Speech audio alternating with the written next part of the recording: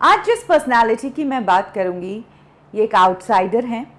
खुद से इन्होंने अपनी मेहनत की और टैलेंट के दम पर आज नाम के साथ साथ ये साउथ इंडस्ट्री की हाईएस्ट पेड एक्ट्रेस भी हैं।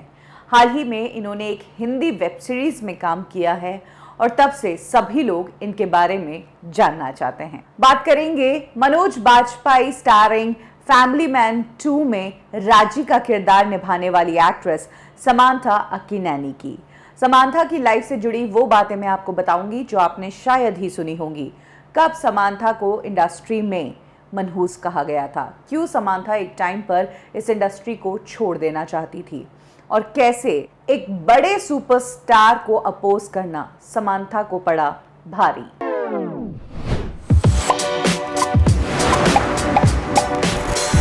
समांथा की मदर मलयाली है और पिता तेलुगु है। चेन्नई में पली बड़ी है, वहीं के सेंट स्टीफन्स मैट्रिकुलेशन स्कूल से उन्होंने अपनी पढ़ाई की है। समांथा स्कूल टाइम में एक ब्रिलियंट टॉपर थी। इस बात का वो सबूत भी अपने सोशल मीडिया पर दे चुकी है, तब जब उन्होंने अपनी रिपोर्ट कार्ड पोस्ट की थी और यकीन मानिए उसमें कुछ सब्जेक्ट्स ऐसे भी थे जिसमें समांथा ने 100 on 100 भी हासिल किए थे। जिस तरह से समांथा पढ़ाई में जा रही थी, फैमिली वाले सभी सोच रहे थे कि या तो वो डॉक्टर बनेगी या इंजीनियर बनेगी। किसी ने दूर दूर तक नहीं सोचा था कि वो फिल्म इंडस्ट्री में आएगी। चेन्नई के स्टेला मैरी कॉलेज से उन्होंने अपनी ग्रेजुएशन की और इसी दौरान उन्हें एक मॉडलिंग असाइनमेंट मिला। ये मॉडलिंग असाइनमेंट एक हॉल, एक कमर्शियल कॉम्प्लेक्स के लिए था और धीरे धीरे उन्हें मॉडलिंग असाइनमेंट्स काफ़ी ज़्यादा ऑफर होने लगे। इसी दौरान एक बहुत बड़े सिनेमेटोग्राफर है जिन्होंने संजय लीला भंसाली के साथ आगे चलकर रामलीला फिल्म की। उन्होंने समांथा को नोटिस किया। वो उस टाइम एक फिल्म बना रहे थे, डायरेक्शन में डेब्यू कर रहे थे और इस फिल्म के लिए उन्हें एक नए चेहरे की ज़रूरत थी। ये सिनेमेटोग्राफर थे रवि वर्मन, जो उस टाइम मॉस्कोविन कावेरी नाम की फिल्म बना रहे थे और उसी में उन्होंने समांथा को कास्ट किया। इस फिल्म को बनने में टाइम लग गया। तभी एक और डायरेक्टर गौतम मेनन, जिन्होंने रहना है तेरे दिल में बनाई है और रोमांटिक फिल्मों के लिए इन्हें जाना जाता है, वो एक फिल्म बना रहे थे।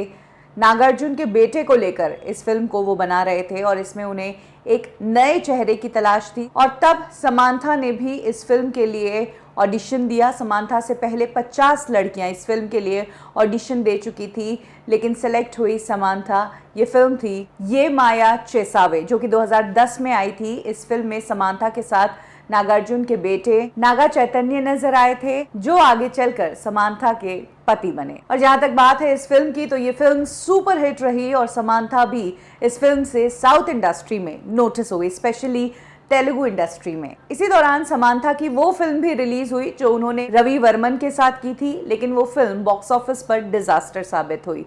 वो फिल्म तमिल लैंग्वेज में थी। समांथा ने कुछ और तमिल फिल्में भी की, लेकिन उन्हें तमिल इंडस्ट्री से कुछ खास रिस्पॉन्स नहीं मिला। जब वो तेलुगु फिल्में कर रही थी और एक के बाद एक हिट हो रही थी, तब समांथा को लकी माना गया और कहा कि इसका लेडी लक काम कर रहा है। लेकिन तमिल में उन्हें सक्सेस नहीं मिली और लोगों ने उन्हें बुरी तरह से बैश किया कि कुछ रोल ही नहीं है, कुछ काम ही नहीं है इस एक्ट्रेस का इस फिल्म में। और जब फिल्मों ने खराब परफॉर्म किया, कुछ फिल्में बनते बनते बंद हो गई, कुछ डिले हो गई, तब एक समय के लिए समांथा को तमिल इंडस्ट्री में मनहूस एक्ट्रेस भी कहा गया था। हालांकि समांथा को तेलुगु में फिल्में ऑफर हो रही थी, बड़े बड़े फिल्म डायरेक्टर्स उन्हें अप्रोच कर रहे थे, शंकर और मणिरत्नम जैसे डायरेक्टर्स उन्हें कास्ट करना चाह रहे थे, लेकिन तब अचानक से समांथा की तबीयत बड़ी ख़राब हो गई। उनकी इम्यूनिटी वीक हो गई।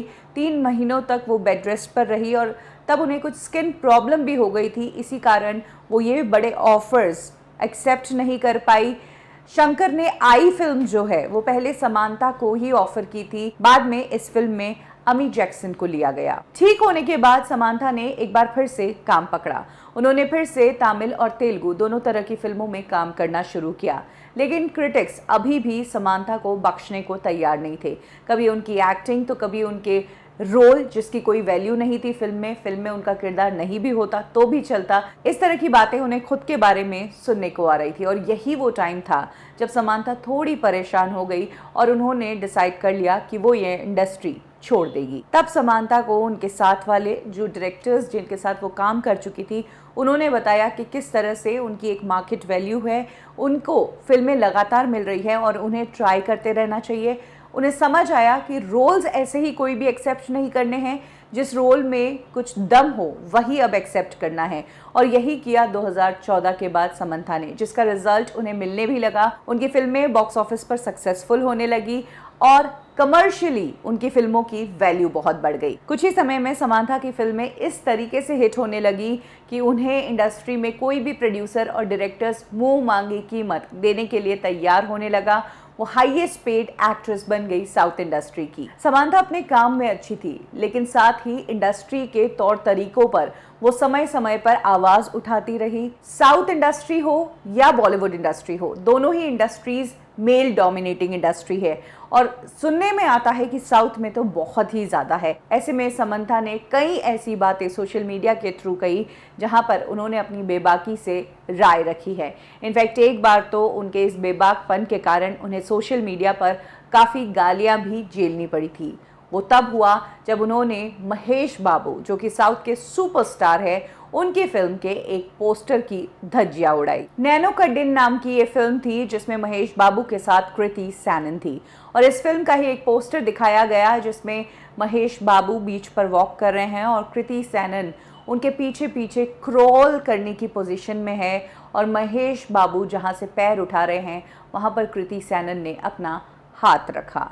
इसमें औरत को बहुत गलत तरीके से दर्शाया गया अकॉर्डिंग टू समंथा और इसी बात के लिए उन्होंने एक ट्वीट किया। हालांकि ना ट्वीट में उन्होंने फिल्म का नाम लिया, ना महेश बाबू, ना ही कृति सैनन का, लेकिन जिस टाइम पर यह ट्वीट किया गया उससे महेश बाबू के फैंस को क्लियर हो गया कि ये कहीं ना कहीं उनके फिल्म के पोस्टर के बारे में ही कहा जा रहा है। एक्चुअली समंथा ने इस पोस्टर को रिग्रेसिव बताया और कहा गया कि इस पोस्टर को जानबूझकर ऐसा बनाया गया है। तब महेश बाबू के फैंस ने समंथा को काफ़ी ट्रोल किया था सोशल मीडिया पर, उन्हें काफ़ी धमकियां और गालियां भी पड़ी थी। महेश बाबू तक भी ये बात पहुंची थी और तब उन्होंने रिएक्ट किया था कि अगर समंथा को मेरी फिल्म के पोस्टर में कुछ गलत लगा तो वो डायरेक्ट मुझे भी बोल सकती थी, सोशल मीडिया पर पोस्ट करने की कहाँ ज़रूरत थी। जहाँ एक तरफ समंथा को सभी तरफ से स्लैम किया जा रहा था, वहीं साउथ इंडस्ट्री के एक और एक्टर है सिद्धार्थ, जिन्हें हम रंग दे बसंती में देख चुके हैं। उन्होंने तब समंथा को सपोर्ट किया था। कहा जाता है कि एक टाइम पर समंथा सिद्धार्थ की बहुत अच्छी दोस्त थी। समंथा जिन्होंने फिल्मों में शुरुआत 2-4 सीन्स और 5 सेक्सी हॉट सॉन्ग्स ही की थी, वो अब विमेन ओरिएंटेड रोल कर रही थी, इंपॉर्टेंट किरदार निभा रही थी और साउथ के सुपरस्टार्स सूर्या, विजय, नागा चैतन्य, जूनियर एनटीआर जैसे एक्टर्स के साथ काम कर रही थी। समंथा का बेबाकपन तब देखा गया जब मोदी इलेक्शन के लिए खड़े हुए और समंथा ने जोर शोर से मोदी को सपोर्ट किया। इतना ही नहीं, उन्होंने मोदी के लिए एक कैंपेन भी शुरू किया था। एक टाइम था जब समंथा ने इंडस्ट्री में शुरुआत की थी तो उन्हें गर्ल नेक्स्ट डोर के ही किरदार मिले थे और यही उनकी छवि बनती जा रही थी। उन्होंने आगे चलकर न सिर्फ अपनी इस छवि को चेंज किया बल्कि ये भी प्रूव किया कि वो हर तरह का किरदार निभा सकती है। समंथा एक बेहतरीन एक्ट्रेस तो है ही, इसके अलावा वो काफ़ी डोनेशंस भी करती हैं। वो कुछ संस्थाओं से भी जुड़ी हुई है जो बच्चों के लिए काम करती है। उनका मानना है कि वो एक मिडिल क्लास फैमिली से हैं और मिडिल क्लास से होने के बावजूद फैमिली का खर्चा निकालकर जो कुछ भी पैसा बचता था उसका एक हिस्सा लोगों की मदद के लिए जाता ही था और यही रूल फैमिली का जो है समंथा आज भी फॉलो करती है। 2017 में समंथा ने अपने love of life Naga Chaitanya के साथ शादी कर ली और वो नागार्जुन के फैमिली की बहू बन गई। शादी के बाद भी उन्होंने काम करना कंटिन्यू रखा और बेहतरीन फिल्में देती गई। आज साउथ की कमर्शियल फिल्मों में टॉप एक्ट्रेस मानी जाती है समंथा और उनकी फिल्में बॉक्स ऑफिस पर अच्छी कमाई करती है। वो इतनी पॉपुलर है, यही कारण है कि अब हिंदी फिल्म इंडस्ट्री में भी समंथा की डिमांड आने लगी है। इसीलिए फैमिली मैन 2 में मनोज बाजपेयी के साथ उन्हें कास्ट किया गया और उनके रोल की काफ़ी तारीफ हो रही है। ज़्यादा से ज़्यादा लोग समंथा के बारे में न सिर्फ जानना चाहते हैं बल्कि उन्हें और भी फिल्मों का हिस्सा बने हुए देखना चाहते हैं। वैसे कम ही लोग जानते हैं कि समंथा पहले भी एक हिंदी फिल्म में काम कर चुकी है। एक्चुअली जो उनकी पहली फिल्म थी गौतम मेनन वाली ये माया चेसावे, ये फिल्म हिंदी में भी बनी थी जिसका नाम रखा गया था एक दीवाना था। प्रतीक बब्बर और अमी जैक्सन इस फिल्म में नजर आए थे और इसी फिल्म में समांथा ने एक केमियो भी किया था। समांथा की कौन सी फिल्म आपको बहुत पसंद आई है, कमेंट सेक्शन में जरूर शेयर कीजिए और ये भी बताइए कि क्या आप आगे चलकर हिंदी फिल्मों में भी समांथा को देखना चाहते हैं।